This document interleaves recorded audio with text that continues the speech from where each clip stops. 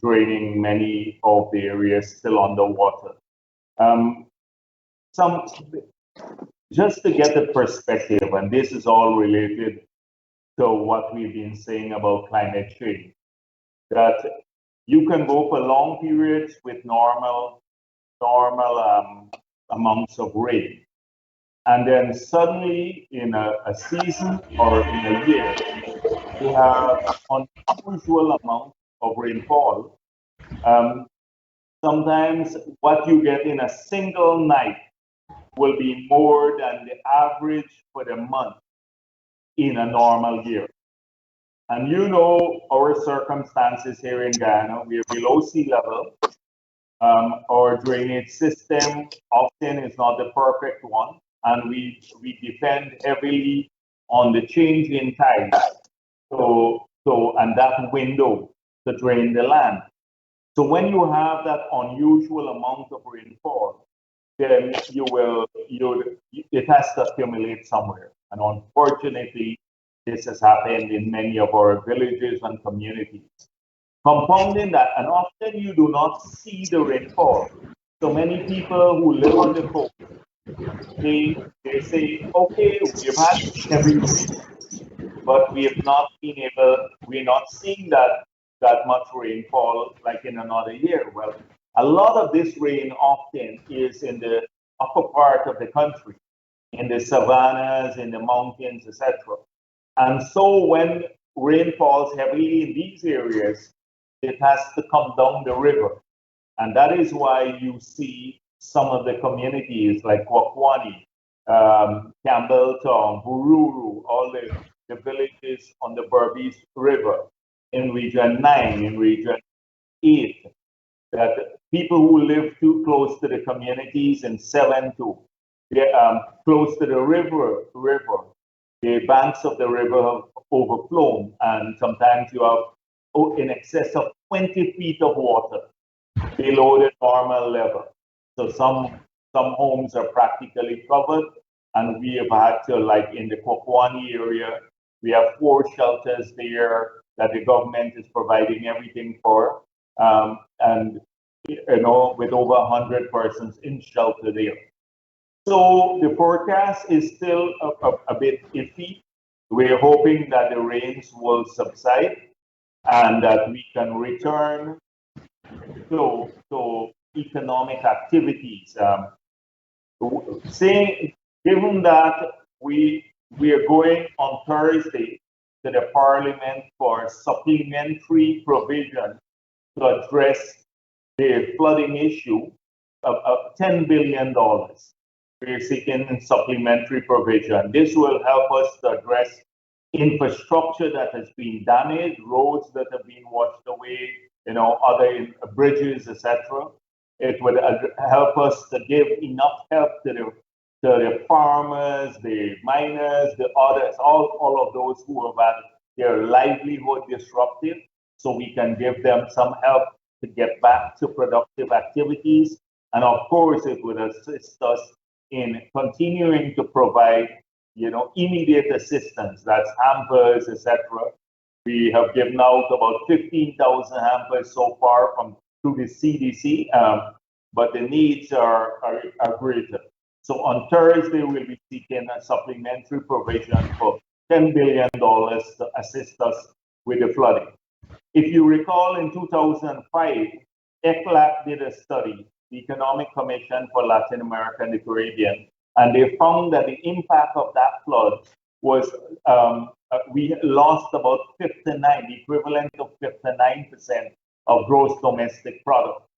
And I suspect that now were we to do a similar assessment, you would see a massive loss in gross domestic product. But more importantly, this loss represents a devastating impact at the personal level, because people see their entire livelihood washed away or damaged, and they can't get back to economic activities very soon. So I can understand the level of frustration, I can understand the concern that people have, but I can assure them that the government will assist, like we did in the past, to ensure that we overcome this period of tragedy, personal tragedy, for so many people. You would recall also that because of the experience of 2005 and other years, I recall going with Dr. Jagan in Mahaica and Maikoni in the early floods when he just became president, 93, 94. And the water was so high in many of those areas, and the water came from the conservancy, the conservancy here in Region 4. Because at that time, there was when the conservancy dam was threatened, which could flood the whole of East Coast and Georgetown if the dam broke. There was no choice but to release the sluices and blow the water into the Mahaica River, which then moved right across Mahaica, Maikonia, Bari, and flooded out the entire area. So just imagine, and there was no solution for it, because you had to release the water or else the conservancy dam would broke. And I made a commitment when I was president that later that we will try to fix this. And we built the Hope Canal. Today, Region 4 is the least affected. Georgetown and East Coast are not affected as badly as any other region. They have minor areas, etc. But just imagine if we didn't have the Hope Canal, what would have happened? We'd probably be flooded out in Region 4, and in Region 5, they would have already been underwater. They're already maybe suffering now, but it would have been much earlier because we would have had to release the water from the High Conservancy into the Mahaica River. Thankfully, that didn't happen. And I recall the grief we had when we built that. We had a group of engineers from the professional association who was saying, this canal will never work. It's a PPP thing. The GHRA, imagine the human rights organization, called on us to stop the canal. Of course, APNU, PNC at that time didn't want the canal built. And the first person to turn the switch on the canal was Mr. Holder from APNU when it was built, the minister at that time. So we have to plan for the future. I'm told in Berbice that we want to open up more lands for cultivation, but by opening up lands in the savannas, people are growing rice there now. The backup water from the savannas are coming down through the settlement. So we have to now find a solution by building bypass canals, where if we want to open up more lands in the inner depth of the country, so you can bypass the settlement and take water out directly to the Atlantic Ocean. And we are considering that even now. So there are a lot of lessons to be learned and a lot of money that we have to, infrastructure we have to put in to mitigate the impact of future flooding because of climate change. And this will happen with frequency, that you would have high intensity rainfall that would lead to accumulation. Thank you, Mr. President. And in your discussion, you mentioned that this flood, in the 2005 flood, as you indicated, was about over 50% of GDP was wiped out. This one is likely to be higher. So I was wondering if the 10 billion that you're going to Parliament with is sufficient, or you'll have to go back to Parliament for additional funding, in your view? No, the loss of output is slightly different than the assistance that we accord to return to economic output. So that loss of output was the equivalent of 59% of GDP. So, for example, the rice that we have, a lot of young rice now in Region 5 that's under threat, and we may lose it. So we will probably have to help people. We don't have now, we are looking at seed, good seed for replanting. We may not have adequate numbers, so we may have to skip this crop, but we're already starting to look at planting material, etc. Not only for rice, but for other areas, livestock losses, etc. So we can work with people.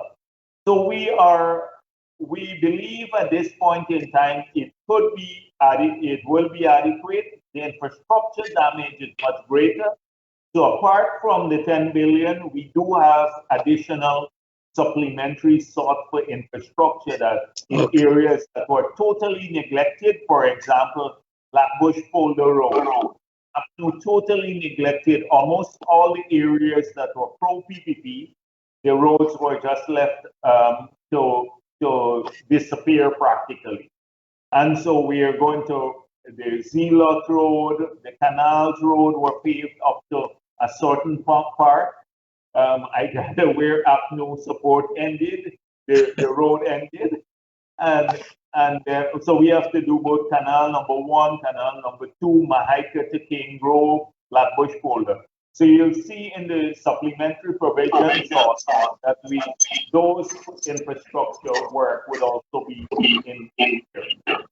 Okay, great, Mr. President. The hinterland roads too would be huge, like some of the crossings that are just washed away. Many of the approaches to Amerindian communities are all the roads leading to these communities are gone.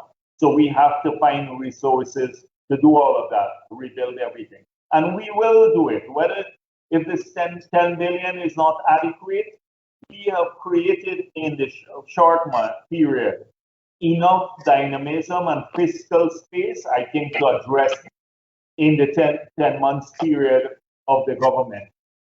And we'll want to talk about some of those, Mr. President. But as you mentioned, there were great talk of moving inland into Guyana. And now that the flood has affected a lot of the hinterland region, this might be a blessing in disguise, not to say flood is good, but to tell us how the future planning in the hinterland should be to ensure that if we move inland, we know where the irrigation should be and so on. So maybe this might be an eye-opener for us as well. Yes, but in the hinterland, like along the coast, people have developed settlement patterns, and often the settlements follow the rivers. And therefore, they build their homes and communities on the banks of the river for obvious reasons. Water, they need water, navigational purposes, etc. So when in a normal period, they may be 20 feet above the normal level of the river. But when the water comes up 25 feet, now it would affect these communities. So definitely settlement pattern of the future global warming and climate change and these issues. Thank you. Dr. Rose? Good evening, President Jagdeo. And I want to tell all our listeners tonight that we do not ask questions to trick any one of our guests. We ask questions based on the fact that our guest will explain to the people what the problems are or what the solutions to the problems are. So tonight, Mr. Vice President, I want to ask you, since taking office 5 months ago, can you briefly explain to the Guyanese people what are the 3 or 4 or 5 major achievements of your government? Well, first of all, if you look at the first budget, I'm gonna list and you do the count, okay? So APNU had taken away 1.67 billion from the kids of the country. That was the $10,000 cash grant, claiming they could not afford it. The PPP has restored that and increased it to $15,000 now. So that will put in the pockets of their parents now in excess of $2.5 billion this year. In addition, we have doubled the school uniform grant to $4,000. So that will put an additional $450 million in the pockets of their parents. So that immediately there is a transfer of about $3 billion to the children of our country and their parents. We have increased the pension by 25%. That would put over $4 billion more. 25% is equivalent to just over $4 billion. in the pockets of the pensioners of this country this year. We have restored the water cash grant to the subsidy for pensioners for water that APNU took away from them, and that will put probably $500 to $600 million in the pockets of the pensioners that they don't have to pay now for water. We have reversed the value-added tax on building material. So this is a benefit to people who are building. We have reversed the value-added tax on water, on electricity. There should be billions of dollars more that people are paying. They don't have to pay now on diapers, on food items, etc. We have reversed the drainage and irrigation charges that went from $3,500 to $15,000 per acre per year in, say, the Region 5. It went back to the level before. So that the farmers there have a benefit. We removed the VAT from machinery and equipment, so all of that they put on. So the miners, the farmers, etc. Now, if they bring in an excavator, combine, etc. We have, so if you look at all of that, annualized, it's about $40 billion of benefit that people are paying in taxes back in their pocket. We have removed the corporate tax from education. So it means that if any private investor in New York, any from the diaspora, or anywhere in the world, comes to Guyana and sets up a school here, at any level, they set up a university in Guyana, they don't have to pay the corporate tax. So the gross profit becomes net profit. We've done the same thing for health services. So if you set up a lab, a hospital, etc., you do not pay corporate tax. I can take you through how many we're counting already. We have started cleaning up. On the other hand, we had a lot of cleaning up to do. So we've had to do an audit, and we have had to destroy nearly $15 billion of expired drugs that APNU corruptly bought and that was sitting in the bond. And now we're in the process of replenishing our bonds across the country so people can go back to the pre-APNU period, the pre-2015 period, when they could get basic drugs. It's a difficult challenge. It's costing us billions of dollars. We have to go for a $2 billion supplementary this year because we're just cleaning out all the old drugs from the bond. And that is why if you go to some parts of the country, people still don't have, although we've been in office for a while, it is taking time to clean that up. In the Berbice area, we had an assessment of the health centers. Total neglect.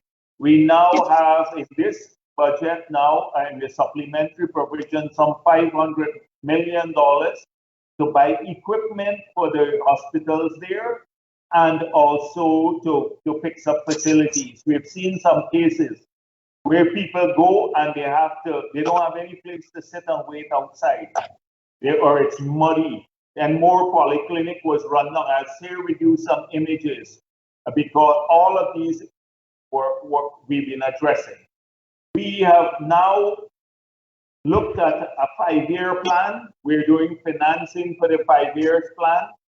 On the job front, we have made a ton of progress. We started to restructure Gaisuko. We're working on the local content issues. I can tell you about 100 things we have done, major things that will impact people's lives, not just four. And so I don't want to spend all night talking about it. Okay, I got it. Long before independence, Mr. Vice President, Guyana's been divided along racial lines, especially between the two races, Indo and Afro-Guyanese. And in every general elections, all the parties have campaigned, and now they will bridge the racial divide. What has your government done so far and will continue to do to bridge this racial divide in Guyana? So, Steve, the thing is that to look at the whole issue of racism in Guyana, any person who is unbiased, who is objective, will seek to examine the policy making of governments when you're in office, because it is your policy that reflects whether you're serious about development for the entire country or just one group of people. You can't go to rhetoric, because rhetoric, anybody, politicians can spout rhetoric any single time. So let us examine the policy making of the two governments. I have in opposition and now even in government been saying that we are willing to have a fact-based debate with APNU about how Afro-Guyanese fared under various governments. APNU had 28 years in office, PNC, and then 5 years between 2015 and 2020. And the PPP had been in office for 23 years and now back in office. I can say to you, without any of the statistics, you have a huge feedback there. I can hardly hear myself. So yeah, go on, Doc. Yeah. I can, without any fear of contradiction, that the evidence will substantiate what I'm saying. That Afro-Guyanese did better under the People's Progressive Party tenure in office than under APNU. I can say this without any contradiction. Let's examine access to land, housing, Black-owned businesses in Guyana, and the acquisition of assets, etc. You will see that the statistics point to that fact that Afro-Guyanese have fared better. They've made more progress in terms of material well-being as well as rights agenda under the People's Progressive Party. So the People's Progressive Party was the one that amended our constitution, changed the constitution when we were in office, to provide an ethnic relations commission that has powers of sanction over the executive. No country in this hemisphere has that. And the Ethnic Relations Commission can prohibit a party from contesting an election if they were to use people's race as mobilizing factor. Very few countries in the world or governments have had the confidence to do that. We have had it because we know our policies are grounded on national development and are not race-based. When you look at further evidence, I can point to major development. Look at Linden, Amelia's Ward, the housing scheme, Block 22, the roads, the new hospitals, new housing, the new water treatment plant, all built under the PPP. You ask APNU what their legacy in Indo-Guyanese communities have been. They just had 7,000 sugar workers sent home. Of course, people of all races, but predominantly Indo-Guyanese. That is their legacy. You know, in the Burnham period, when villages were skipped for electricity because of when they supported the PPP. People were discriminated against on race. And now APNU has started once again with this reverse sort of racism. It goes this way. If I can accuse the other party enough of racism, the attention will be on them. And they do this through their parties and their surrogates. So let us look at that. APNU has been accusing us of ethnic cleansing. Now, look at the permanent secretaries in 2015. They look like Guyana. It was a mixed group of people of every race when the PPP was in office.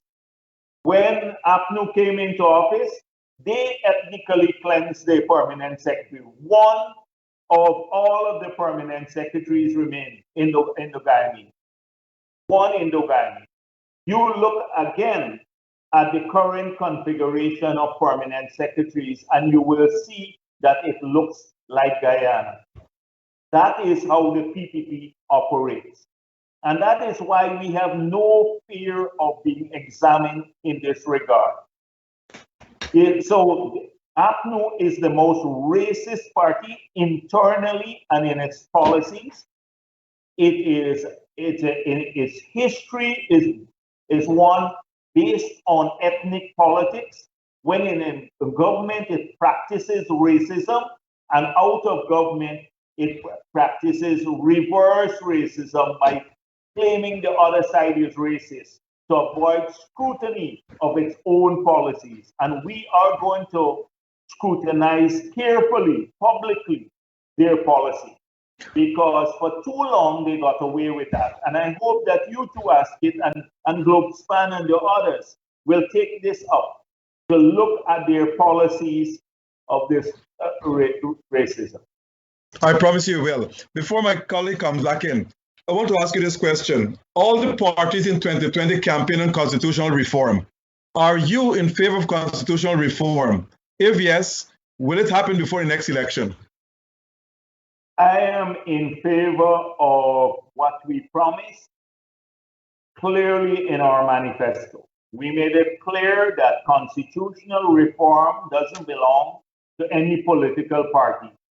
The Constitution belongs to the people of this country. And the PPP made a commitment, like it did in the early period, that we will establish a constitutional reform body that will be made up of the government, the opposition, and members of civil society that will go across this country and have consultations with all the community, that will invite people in to make presentations. They will then present a report. And if our people, the people of Guyana, all of them, or if 800,000 out of them, they want changes, then we will support the changes. But the change can't be made because one political party believes it's convenient for them to adjust something. The Constitution belongs to the people, and we promise a process, and we will embark shortly to a parliamentary mechanism on that process. That is what we did in the early 2000s, and I dare say that we have today one of the most progressive constitutions in the world. You show me any constitution in the world that has 5 rights commissions, where you have to have 2/3 support of the National Assembly to sit on those rights commission. And many of them have powers of sanction over the executive. Very few countries in the world, if any, would have that sort of feature in their constitution with an independent mechanism of administration, etc. Those are the Human Rights Commission, the Ethnic Relations Commission, Indigenous people, children, and gender. And then we have, you tell me which country has a public procurement commission to oversee procurement. I can go through all the features. We departed from the Westminster model, where we then put in an American type system where you have 4 standing committees. We could have done like what is done in the United States, taking chairmanship of all the committees, because whoever has the majority chairs the committee. We enshrined in the last constitution a sharing, that the government chairs 2, the opposition chairs 2, and then we rotate. That was a form of power sharing right there. The committees have great powers because they can summon ministers, etc. We reduced the powers of the president. We dealt with how constitutional agencies are treated. And the public police service, public service, teaching service, and judicial service commissions, how they are appointed, and greater input from parliament.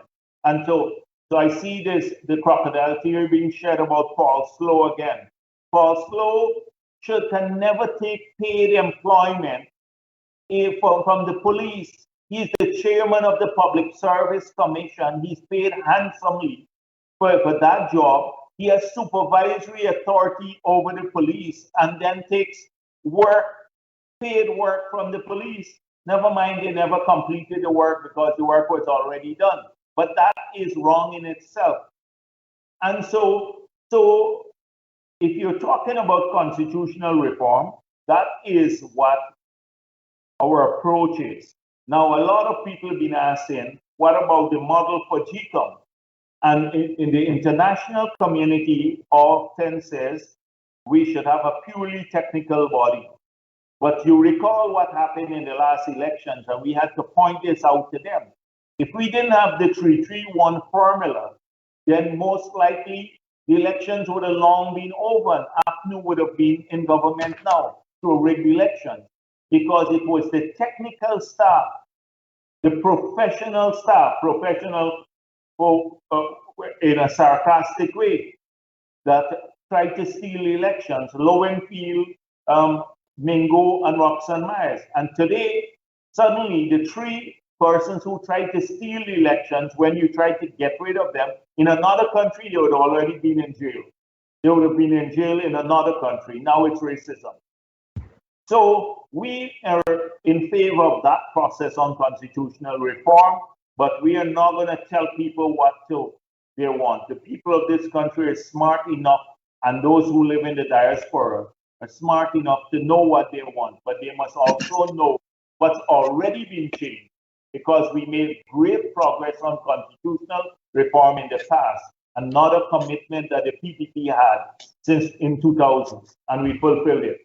Okay, Charles, over to you.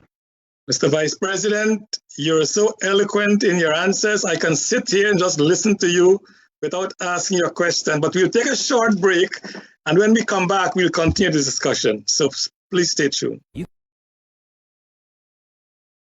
AllFromOneSupplier.com has all your grocery needs, plus all of your West Indian items. Purchase all your groceries and all your West Indian items from one place and get free delivery to your homes and free shipping.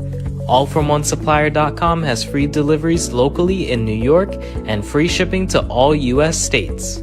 Our shoppers choose the best items, packaged nicely, and delivered to your home. We have all your grocery needs and all your West Indian items, a one-stop shop. So place all your orders on allfromonesupplier.com or call 718-551-3292. That's online at allfromonesupplier.com or call 718-551-3292. Get all your groceries and all your West Indian items from allfromonesupplier.com with free deliveries and free shipping to all U.S. states.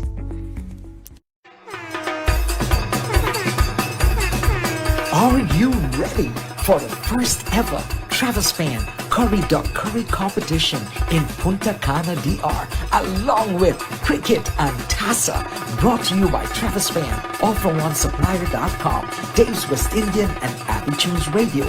Your all-inclusive getaway includes non-stop flights, 4 nights hotel, resort services, unlimited food, drinks, and exciting live entertainment, including Tassa, Marissa, DJ Sean, Randy, NRTG, and me, Terry G, the Bangali Babu, alongside surprise guest performers. Call Travespan 212-243-0865 or book online at travespan.com.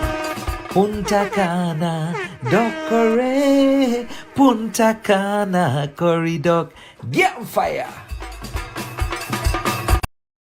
Folks, the Nest Restaurant is the place to dine for Guyanese and Caribbean dishes. It is the best restaurant in Queens. The staff is courteous, and Dave, the owner, is always there to welcome you. So for a memorable dining experience, visit the Nest Restaurant located at 12717 101 Avenue, South Richmond Hill.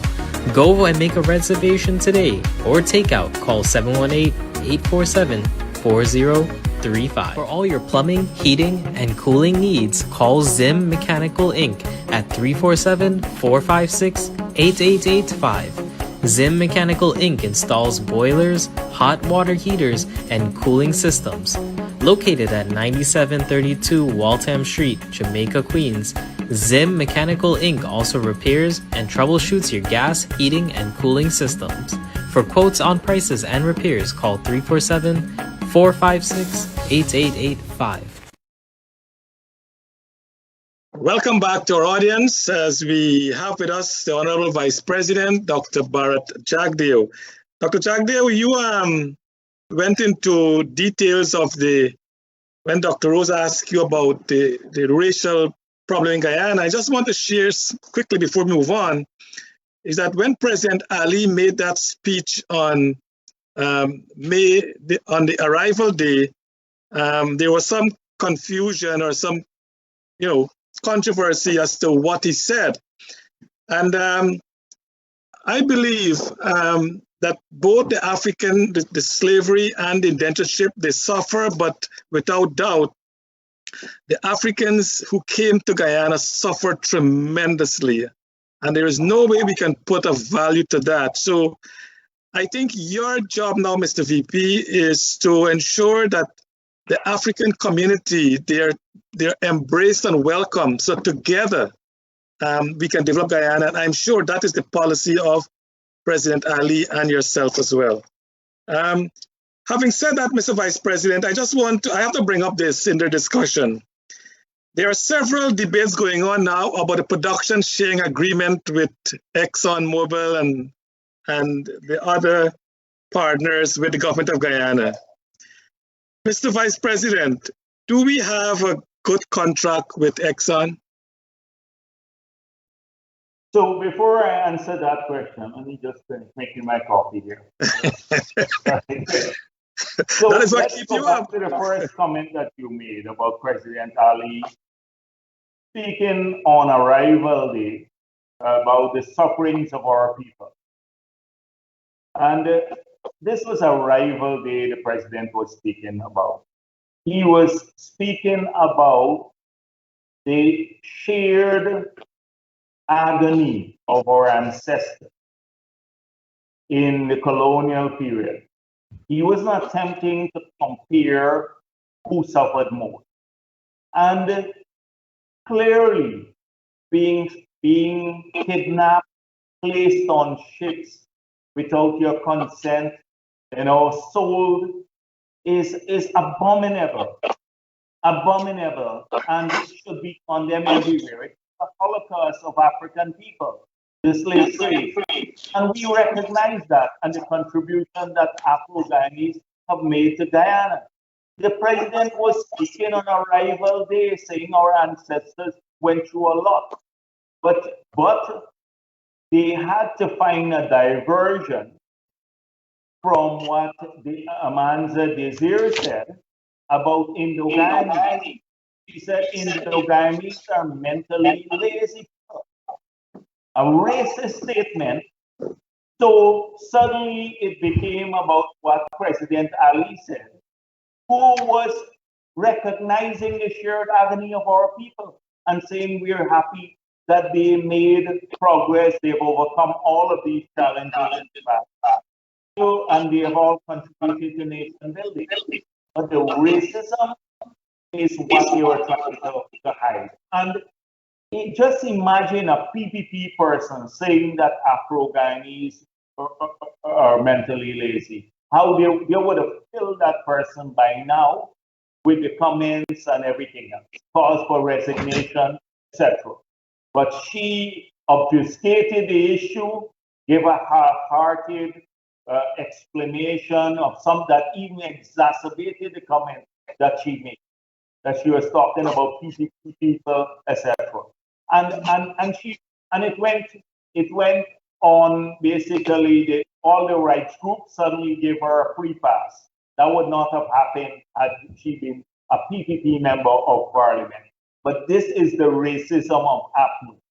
Every day, rather than now, Harman going out to calm people and talk to them about the flooding and want to work with the government to alleviate the flooding, they're on a campaign, including Burke and the others saying that PPP not giving assistance to Afro-Guyanese community.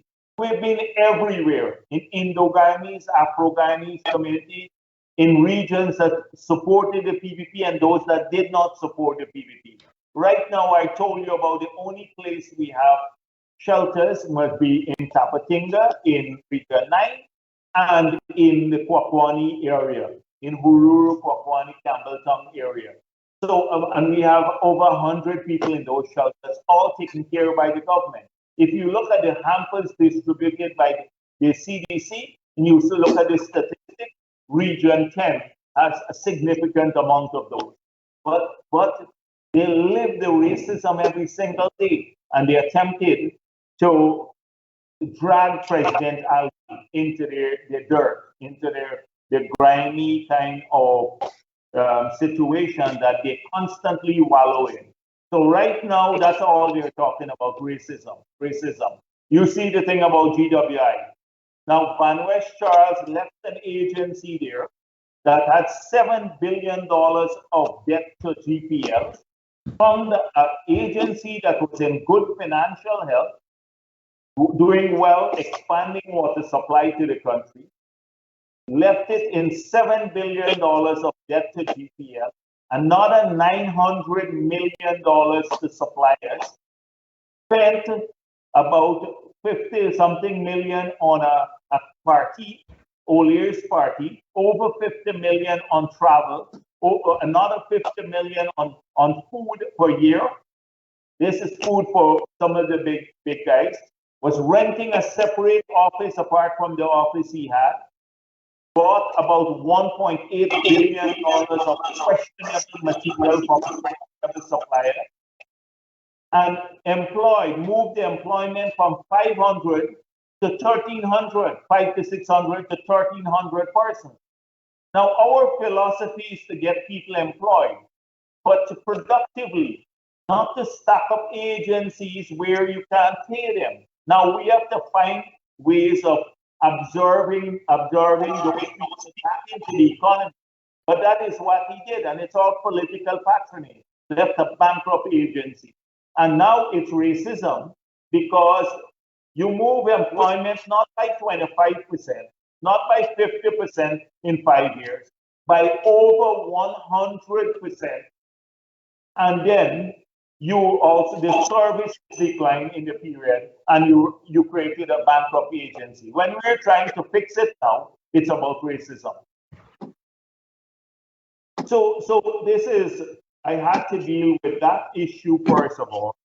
And then coming back to the PSA, I have repeatedly said that the PSA is not a PSA that the PPP would have supported or given approval.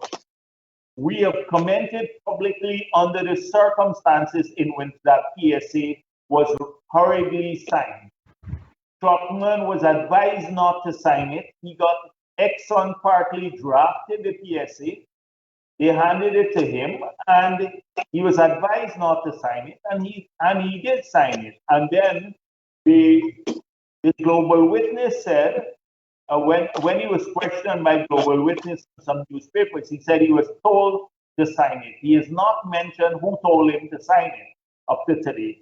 But the contract has several features that he would wish to change. Now, we have made it clear that because we don't want litigation, and that because there is in such an environment some sanctity of contracts, that we are not renegotiating the PSA for the Stabroek block.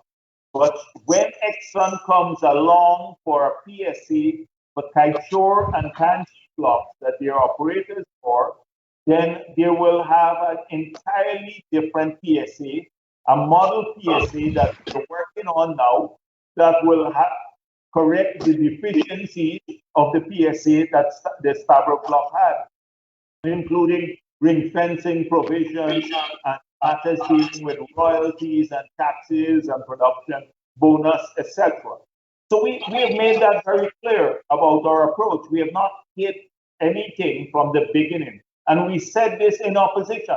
What I'm telling you here is what I said in opposition, and we defended our position.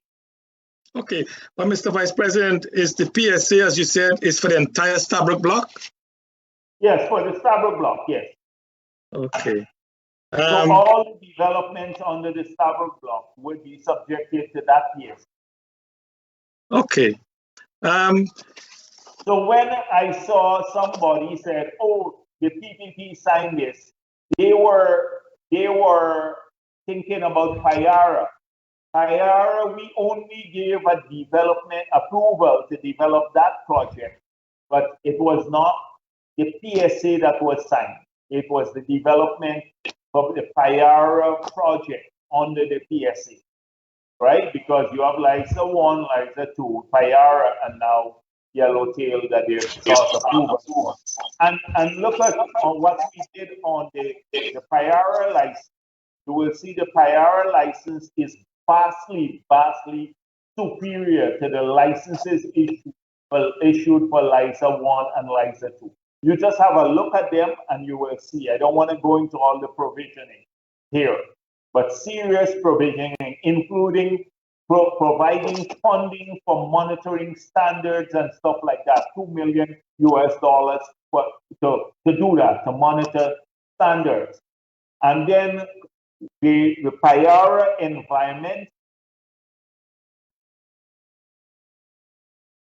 We got a Devin, the VP. I think we have a break with the VP. Just give it 1 minute to reconnect. Okay. And viewers, as we await the Vice President, we want to thank you as he's just discussing with us the production share agreement that for the last few days, there's been quite a write-up in the newspaper, both sides, professionals writing for and against it. Mr. VP, we miss you. Yeah. Yes, so I was telling you about you lost the network. Yeah. So the Payara environmental permit had provisions for fines should, in fact, it prohibited flaring and they're beyond a certified period or under approved circumstances, and then a carbon-related fine as penalties, plus a fine for loss of use. Now that's very advanced.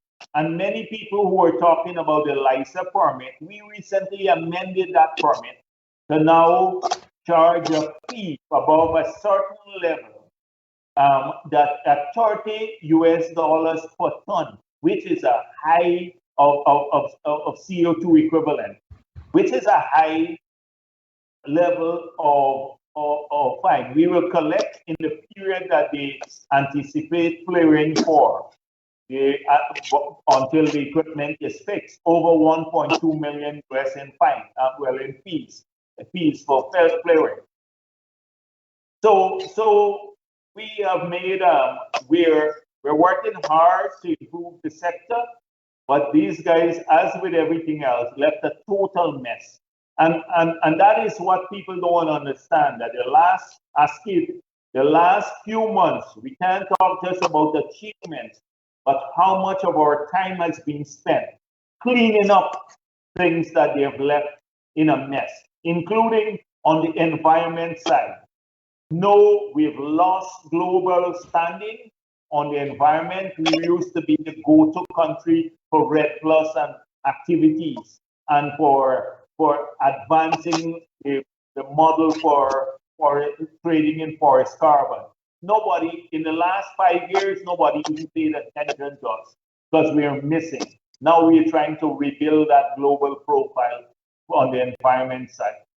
So we have to look at what we lost opportunity because of the incompetence. And don't talk about the corruption. I can come to that and tell you about it would require an entire program to talk about the corruption on the app.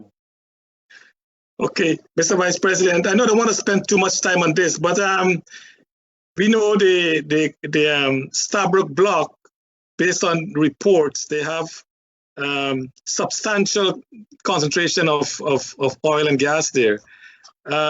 We don't know how much the Kanji and the Kaitro block has at this point in time, but as you said, when those PSA comes up for negotiation, it will be different.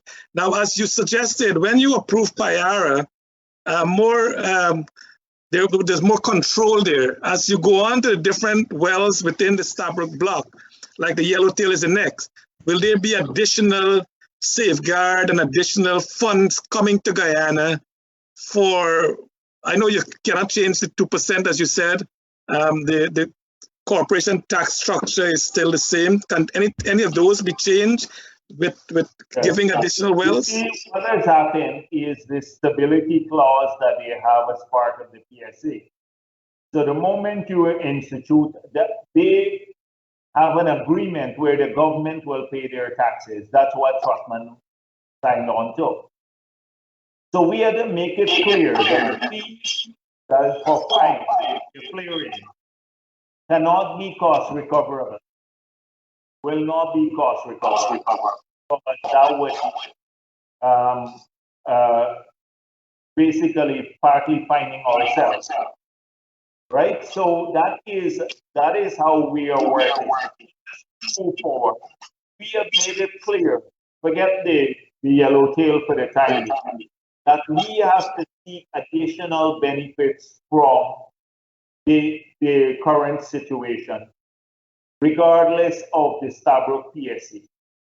So under the PSA, it sets up a pricing structure for gas. We have made it clear that the first 50 million cubic feet per day of gas that will come in to power the 250 megawatts power plant that would supply all of Guyana with electricity, right? Double our capacity now, that we're negotiating not to pay anything for that, or a minimal sum, but that is where we are negotiating not to pay anything. That in itself runs up into multiple millions US dollars of benefit, because it's 15 million cubic feet of gas per day. And if that can come in to the people of this country, that brings additional benefit. So we are working on the local content side. We have made it clear it's not just the revenue to the government, but the sector, the country must benefit from the industry. So we are making it, we're spending now $20 billion on the 3 projects. But right now, a small sum is being spent here. So that is why we are pushing local and having specific carve-outs for Guyanese, where only Guyanese would be allowed to supply these services to these areas.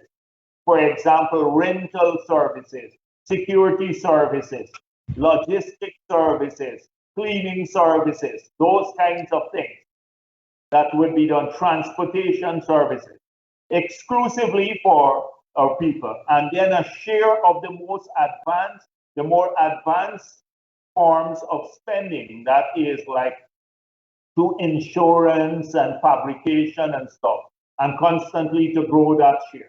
We've made it clear to ExxonMobil that they have to invest in training people, and they have agreed to that. So we are trying to seek additional benefits from this. On the shore-based facilities, we're promoting Guyanese ownership of shore-based facilities because they will service the industry.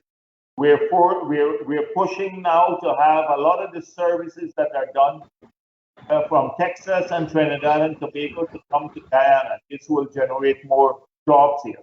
So it's an entire plan for the future. But as we go forward, from Payara to Yellowtail, we constantly seek to strengthen the licensing.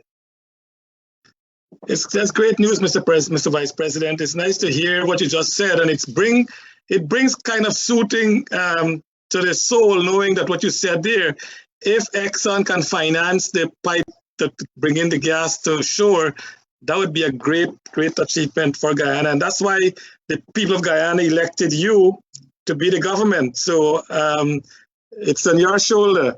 And Mr. Vice President, I'm glad you mentioned the local content. That's one of the reasons why we submitted to you that proposal to get the diaspora together to pool their resources so we can invest in those things, and we can have all the machinery, all the equipment, all the technical skills that we need. I hope you can relook at our proposal to you, and maybe we can continue that discussion.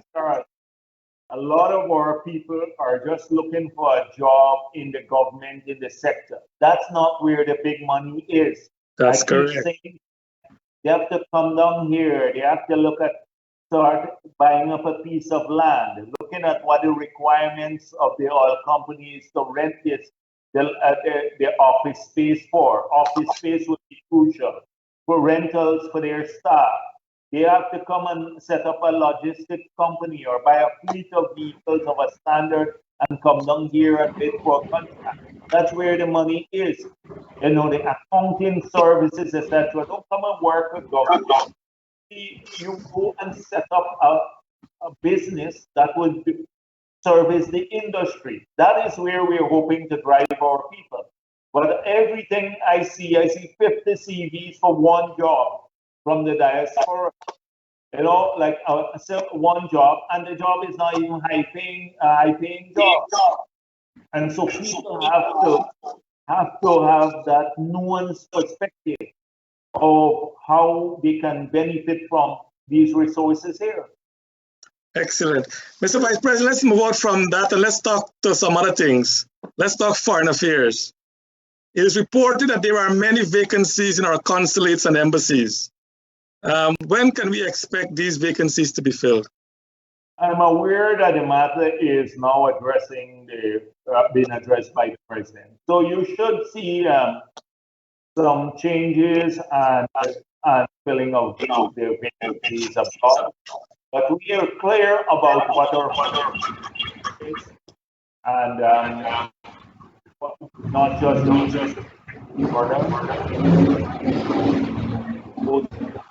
on the matter with Venezuela, our case at the ICJ, and economic diplomacy is a crucial part of our foreign presence, will be crucial part of our foreign presence in the different countries. Of course, service to our diaspora has to rank high in terms of the foreign affairs agenda, but we have a very capable foreign minister, and we hope, we know that this matter will be addressed. We are extremely pleased. I saw APNU with their propaganda again, that the US Biden administration doesn't recognize the Irpanali government. Well, I saw the statement by the Secretary of State on the occasion of our independence, and he not only congratulated the country and everything else, but he spoke about collaboration on climate change or collaboration and on the fight against narcotics. And you know, APNU was the usual thing. They always say, oh, PPP is back. Oh, you're going to have the drug trade. They're linked to drug dealers. Like they say about how PPP killed 400. I saw now in New York, they're saying we killed 1,480. It moved up from 400, which has been disproved. That young Afro-Guyanese kids. You have some crazy people here in New York too. You have some really crazy people in the diaspora. Well, I don't want to disparage you up, but I want to take you. You know, they always say that PPP is linked to drug dealers, but I pointed out that the people who were actually mostly linked to drug dealers. I remember the guy who was extradited from Jamaica, Big Ed, to the US. When he opened up his facility, at the opening, you had the entire APNU leadership there almost at the opening of his facility. The one who, you recall, the guy who shipped the stuff or is wanted and for questioning for the shipment to Belgium, the large shipment. He is very close to APNU too. He disappeared. And they recently talked about this Suriname issue. We've had 2 seizures there. Had we APNU been in office, I don't think you would have had any seizure. So they would like to believe, people to believe, oh, in 5 years, we didn't have much of this because there was no drug trafficking. The drug traffickers went to church for the last 5 years under APNU and became God-fearing. And now, once the PVP is back, they now start doing drugs again. The fact is that they undermine the enforcement agencies. The enforcement agencies didn't really go after the drug traffickers because many of them were cozy and many of them had lawyer friends in the APNU. But bevy of lawyers, you should look at who their clients are. So I'm very pleased on the external side about the relationship with the US too, how that is evolving on the democracy front. You saw the issue with the IRI. They didn't want IRI in Guyana, but IRI supported them. I think, Charles, at that time you were part of that apparatus, you and Skid Rose with the IRI. Like I'm not sure about Mr. Vice President. I'm not sure. So you were very warmly embraced the IRI people. Now the people came here and said, we want to see reforms at the GCOM. Suddenly they're cussing out the people. But thankfully, the two of you are not. Dr. Rose? Mr. Vice President, I want to take a different path.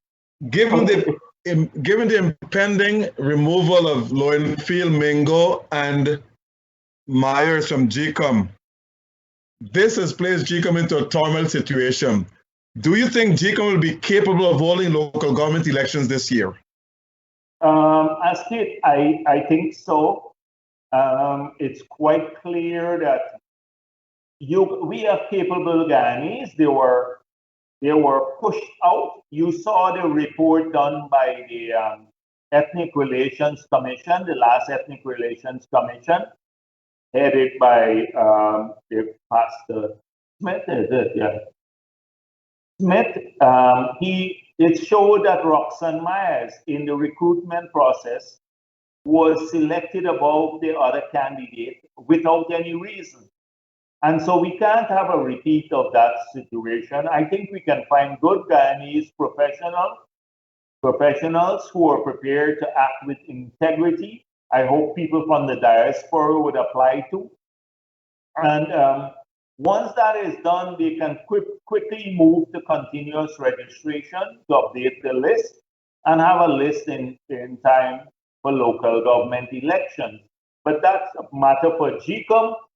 I know the executive has provided the resources for them to hold local government elections, but the conduct of elections is a matter for the constitutional agency, and they have to move swiftly. That is why they can't dilly-dally with getting rid of these people who have proven themselves crooked. And I hope that the process will be a swift one, because nobody needs any convincing that they are not capable or have the integrity to continue with GCOM. They're not. There have been talk about inclusive governments at every election, inclusive government. What is your understanding of inclusive government?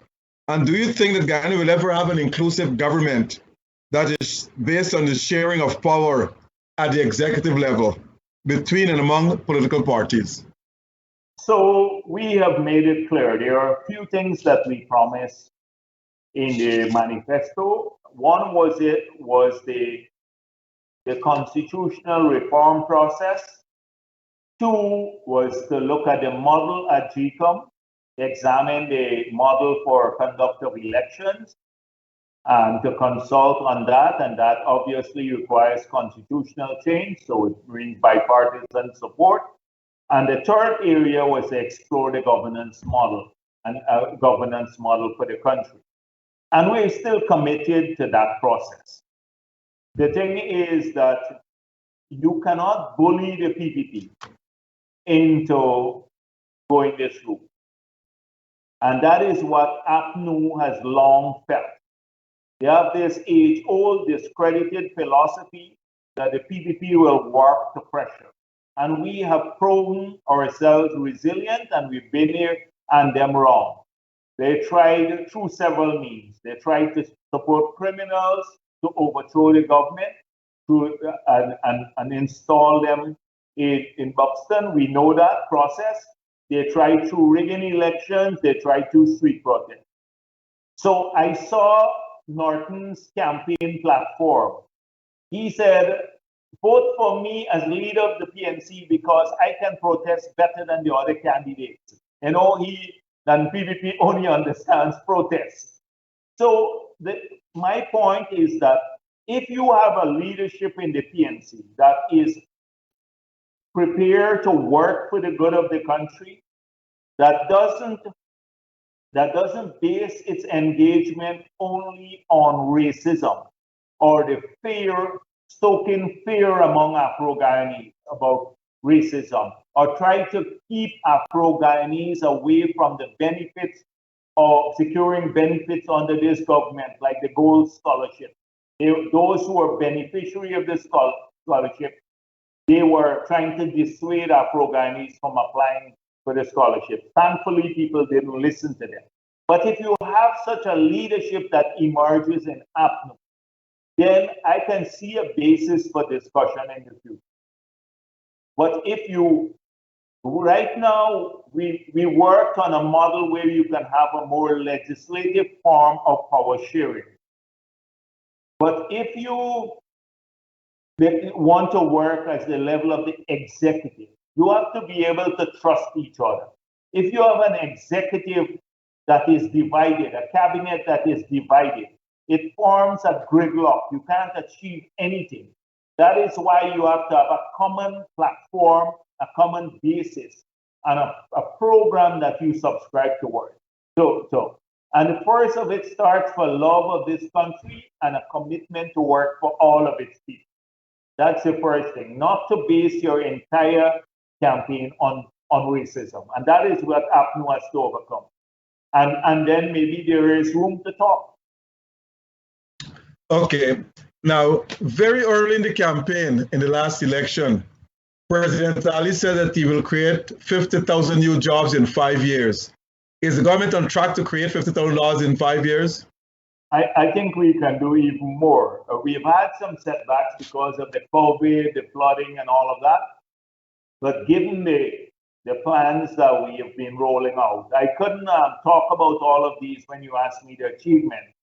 But right now, in many areas, on the oil and gas side, because we are driving the local content so much, things that would have gone for foreigners will go to local people. We believe we can generate more jobs around this supply side for the industry. In Berbice itself, we have moved back to it's harder in these areas. Like we're just partnering with someone in Blackbush Folder to set up a factory so that will be up and running before the end of this year to process vegetables and greens from that area. We're doing the same. The president mentioned little things like a project, 130 million. You know, the swamp shrimp that people from Berbice, and ask if you from Berbice. That's right. right. That little red shrimp that people love so much. Well, they produce 150,000 kilograms now. So we are working now to see a project that will see Berbice produce about 500,000 kilograms, over 1 million pounds a year. Little things based on what people already do. And then we're trying to raise the investment opportunities around the area north of the bridge, the Crab Island area. Once that area gets going, that will be, it's proving a little difficult now, but we'll get it going. Thousands of jobs there, and of course, the sugar industry. But even the housing program, because housing is linked to job creation. We have about 350 houses being built now. And you have nearly 3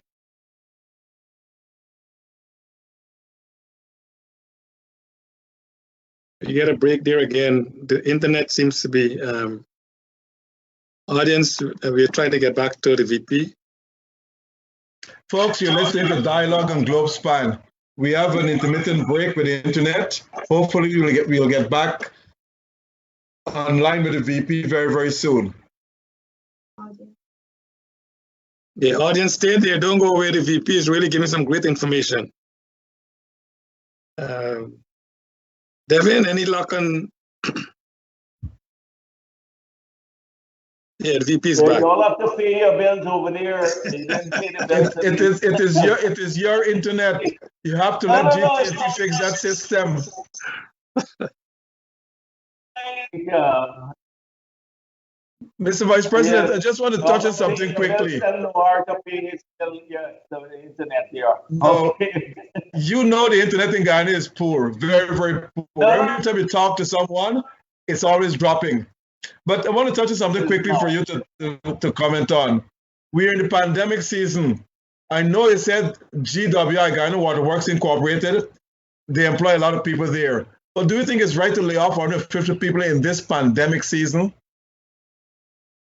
The thing is that in a you have to get the agency. Somebody pays for inefficiency. We removed the VAT on water. We reduced the rate for the water rates. We have a duty to get services to every household in Guyana, APNU or PVP household, wherever our people are. That's our job as government at a rate that they can afford it. Now, when you recruit all of these people, GWI is not an employment agency. This is the old philosophy of APNU. They take a lot of people, stack them up in state agencies, and then by doing that, they're not creating the opportunities for people to go into the private sector or to get other jobs. I'm sure that with the economy expanding, if these are skilled people, they can be absorbed elsewhere. And we have a program to ensure that happens. But our job in government is you have a fiduciary responsibility. Sometimes that is not seen by APNU. They come from this age-old philosophy. Stack up every state agency, raise the taxes, and bankrupt the places. And they have a history of that. We have a job to do that. Now, considering they increase employment from 500 to 1,300, 800 persons more they hired in 5 years, and the whole agency was being run by 500 under the PPP. It is only reasonable that you have to do that if you want to continue to supply water to people. Where do you think the money comes from to support that? It comes from the taxpayers too, the same APNU taxpayers too. So everybody should want efficiently functioning state agencies. Then we take our people who can't be absorbed in the state agencies and work with them to find good paying jobs by expanding opportunities. APNU's philosophy is forget all the opportunities and everywhere else, the private sector. That is why the entire economy in the non-oil sector just collapsed under APNU. Practically collapsed. We lost 30,000 jobs in the private sector. I want. And so that's your old philosophy. That's one thing you not find from the PVP. You wouldn't find that from the BP. And where are the same people who are complaining about 150 jobs now when 7,000 sugar workers were laid off? Where was the outrage then? Or the 2,000 Amerindians, 1,907, who were laid off 2 weeks after APNU got into office? I got your point, Mr. President, but I must bring this up to you now. Your good friend, Yes, Kaiju News. If fear is fear. And so people have to, the same people, because it's reverse racism. And so this is the reality of life here. Your good friend, Kaito News publisher, Mr. Glenn Lal, has been waging a relentless war on the oil conglomerates. Now he has started a street picketing process to tell the people that they're receiving crumbs in Guyana. Do you think he has a valid point? Well, I saw some very interesting. I saw some very interesting developments through the picketing exercise, because some staff members said they had to sit through programs with him where he spoke about things he didn't know, and I can testify to that. The gentleman has a perfunctory, a basic understanding of even the elementary sectors of the industry. So he doesn't deal with anything that is technical or so. He has a campaign, and the campaign is, I don't know what motivates the campaign. Oh, the foreigners coming in, taking over everything. And so we can respond to things that have a basis, like how you raised the issue of the PSA and what our take is and where the taxes are going. With him, it's impossible. It's like a moving target. And his only thing is, oh, Guyanese are getting crumbs. So he believes that we must stop working because there's enough oil offshore to feed all of us and give us a high income. And it's far from the truth. So far, in the 2 years from since oil production started, we have only accumulated about $350 million. That's less than if you had to give Guyanese $5,000 a year, right? Every household, with maybe 800,000 households conservatively put. That's $1 billion a year alone. We don't even collect that.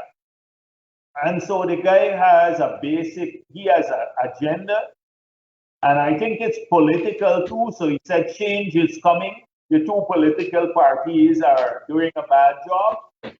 But then his staff really exposed that how they were, when they pointed out that he was lying and he didn't know what he was talking about, they were subjected to the most vile abuse. And that is not the way to get started. He is the one who wants to help people to be tolerant to his views, but he's very intolerant to the criticisms, etc. And really, if you look at any sensible person looking at what he says would realize after 15 seconds, if that long, that is a lot of nonsense. Okay. Charles, over to you. Mr. Vice President, we have short time and we have a lot of questions. If you don't mind, I know you can condense your answers. Please ask you to do that. Since my childhood days, we were told Guyana will become the breadbasket of the Caribbean. Is that statement still true, and when will it happen, you think? Yeah, well, already we're a net food exporter. That we were playing a leadership role in CARICOM, and President Ali recently has committed himself. In fact, he had an engagement with CARICOM and recommitted Guyana to a leadership role in this regard. He has asked that Guyana once again resume as the lead country in CARICOM and the agriculture sector. A committee has been set up to look at the barriers to trade in agricultural sector products. They have resurrected the initiative that I led when I was there, a regional initiative to look at the 9 binding constraints to agriculture in the region and fixing those. We now are moving aggressively to have CARICOM meet at the ministerial level on agricultural issues. And CARICOM will understand, because I recall the only time we had great interest in this was when you had the food crisis and there were shortages of grain around the world. And we're coming to such a situation once again when you would have food shortages around the world for one reason or another.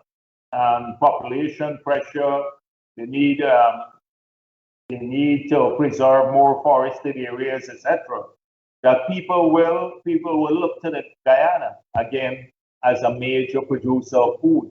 Already we have several initiatives. You asked in the last 10 months, we've set money in the budget to build a silo and to build a road going into the intermediate savannas, a drying station years, because we want in the next 5 to 6 years, we're hoping that we can become self-sufficient in corn and soya for our feedstock industry.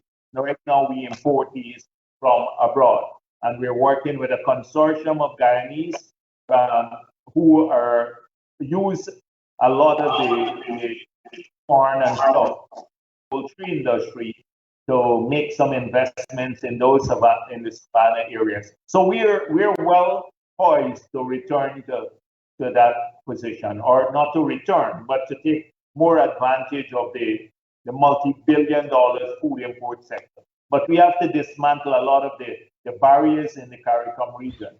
You see, what happens there is that some of the businessmen in those countries, they are accustomed to importing food from the US and others. So like chicken, they will import only the cuts. Now the premium part is gone, the breast portion and stuff like that. So they get the legs and the thighs and stuff at a cheap price. So they don't want to buy the chicken from Guyana, so they fight the sanitary restrictions. But we're selling whole chicken with all the parts, the prime parts too. So they compare those prices, and that can't work. That's like a form of dumping. We'd have to solve all of these issues. Thank you, Mr. VP. Mr. VP, Albion Asset Manager reported that the next crop coming up in August is in great danger because of the flood. As you know, Albion produced about 50% of Gaisuco sugar. If this report is true, there will be a great setback to the turnaround of Gaisuco. I know the CEO is doing a phenomenal job in restructuring the industry, but this rainfall has created a major setback in achieving their goals in their strategic plan. Will the government continue to support the expansion of Rose Hall and Enmore, while at the same time cushion the shortfall in Gaisuco cash flow for its existing operations? Well, we've already been helping. We have approved the 5% increase in wages and salaries that APNU promised but never paid. So in the 5 years that APNU has been there, the sugar workers got zero. The public servant, the GPSU, if it talks about solidarity and GTUC, the PUC, they never gave solidarity with the industry. They got zero for every year of 5 years. And they had their annual production incentive taken away. And that has been, even before Burnham, from the Burnham days, early days, taken away. So sugar workers have faced the brunt of the racist policies of the APNU AFC government. They got the 5% that we paid for 2019. They got the same sum that was given to the entire public sector in 2020. We have committed that there would be a salary increase, but we have to wait until the negotiations with the entire public sector is concluded for 2021. We have just given some out-of-crop assistance. We have given billions of dollars for the capital program. And we are looking, we just had a couple of weeks ago we discussed the entire master plan for the 5 years of turning around sugar. It would involve a number of things, including packaging more processed sugar. We'd have to make a determination between Enmore, because Enmore and the other areas are slated for industrial development too, because not necessarily just sugar related, but to observe the employment where people lost jobs. So we are looking at Enmore for a broader scale industrial that would employ people from the East Coast, East Coast parts of Region 5, to shift more employment into the lower areas, or Haslington, Golden Grove, all of these areas, the Cove and John, and then Fowles coming this way. So we want to do that. So more we are deciding now, since Albion, as you correctly pointed out, might be is the area that produces the most sugar and also at a fair, comparatively a lower cost than other areas, that to do more packaging at Albion. So that's studied now to see if we can install some packaging line at Albion, upgrade the ones at Blaymont. Because they're complaining about double handling, bringing the sugar to Enmore and stuff like that. So all of these are, of course, there's nothing we can do now. I saw the water in the cane, and it's in bad. So we don't know what will happen, but there's a commitment to keep the industry going because too many people depend on it. Now, let me just jump in and say this. Yeah. I expect you to give 100% support to my twin brother, says a guy so cool. Mr. VP. Yeah, but he has to do his work too, not just support. Yes, you know he is doing a good job. Yes, their workers are crucial. He has to be working and he has to be frugal, just like the president that he serves. Yeah, you know, Mr. Vice President, you know he's doing a good job. I can't even get to talk to him anymore. How busy he is. Yeah, all right. Mr. VP, according to Stabrook News, I know you're sitting in that one, and close friends here too, and you're sitting in that one. And I'm glad like the two of you, took the turn for the better in 2020. You know, no, Mr. VP, I did the human resource audit there, and the CEO is doing a phenomenal job. I think Gaisuko has a great future. VP, according to Stabrook News, the fire service has deemed City Hall a public hazard. Will your government sit back and see this iconic building collapse? No, we want to. We have the resources, at least $100 million now, to start the refurbishment of City Hall to restore it to its former glory. There's a commitment by the government to fixing it. If City Hall moves out tomorrow and they hand this project over to us, we'll get it done, because the problem with giving City Hall money is that they don't have audited statements for several years. Several years, you hand it, it's like it just disappears. And then the mayor goes around complaining all the time. So this project can be done. It should be done. The government is committed to doing it. But City Hall has to just get out of the way. They can be part of an oversight body, but they have no means of funding it, yet they're just hanging on there. Mr. VP, the motorcycle bandit seems to be on the rise. What plans are there to stop this monster from continuing? Well, I've seen some statistics by the police. I asked them, are these statistics secret? And they said no. They can share this with the public, and I think they've shared it with the media. Now, a lot of this gets reported, and it's on Facebook now, and a lot of people have cameras, so you see more of it. They assured me that and I saw the stats, they shared it at the Defense Board, that serious crime has been reduced by 20% or so. One crime has gone up. They've seen an increase in rape. That was the one that the statistics showed. And so they are required to give that and share it with the public. Notwithstanding that, this matter has been brought to their attention by I know the president. He's very, very concerned about this issue, because safety is a crucial issue, and security is a crucial issue. So the police were directed to ensure that they put in place mechanisms to go after people. Many of them are known characters. That's one. Two, we are looking at more structural issues though. We have a Safe City program with 200 odd cameras. We are now looking at what it will take to cover the entire country with these cameras that can be centrally monitored, so that you can have real-time view of what's going on in each area across the country, where the hotspots are, and to deploy forces.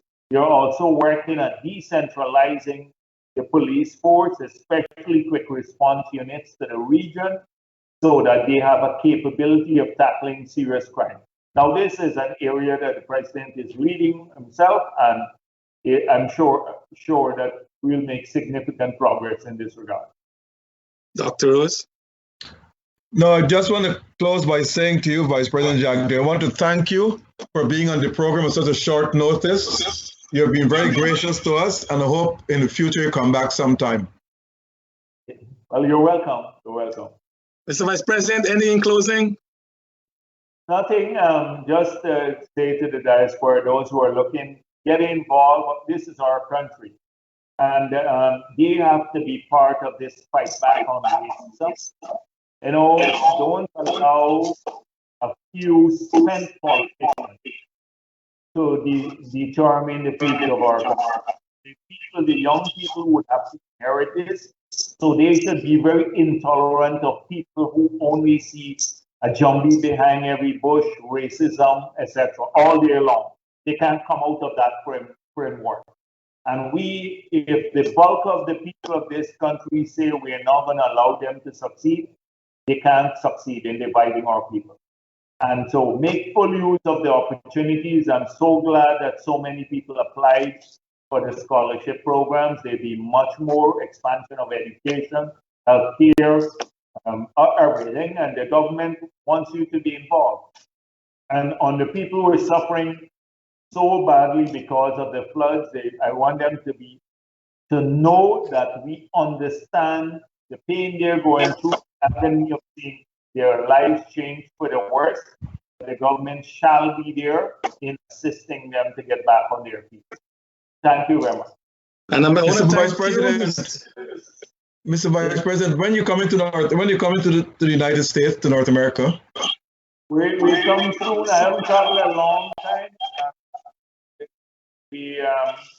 But when maybe the flooding, we've assisted people a bit here and stuff, then maybe we think about coming here too. And on the COVID side, I want to urge people who may be working to go. We've had a setback in terms of the vaccine, the arrival of the second dose of the Sputnik vaccine. It's not the same as the first dose because it's two components, component A and component B.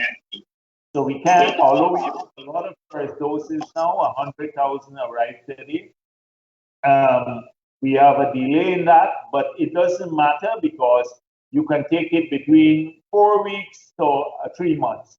But a lot of people are given on their cards 4 weeks. So, but they still have time to before the 3 months expire. So we are trying to get the supplies in.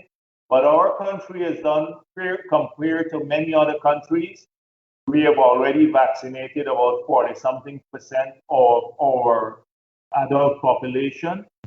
With the vaccines here available, that would take us to over 60% of the population. In the US, when I look at the app, about 50-something%. Some states are in 40s and some are close to 70 in the US, but on average, it's about just over 50. And so when we have done this with great difficulty because we can't get supplies from any of the developed countries, we have tried hard. We wrote the US government, we wrote every other government, but we have been trying to secure the supplies from different parts of the world. And that comes with its own difficulty. But we're hoping all of our people would get vaccinated so we can open up back the country fully, hopefully by October, so if everyone gets vaccinated. And I want to thank you, Mr. Vice President. You're so eloquent in your answers. You speak from a background of great knowledge in policy and what is going on. And we want to thank you so much for gracing us this evening on Globespan. We want to thank Nohar Singh and Devin for making this platform available to us and to all our audience out there. We want to thank you for being with us tonight. Here from New York, God bless you all and God bless our great country.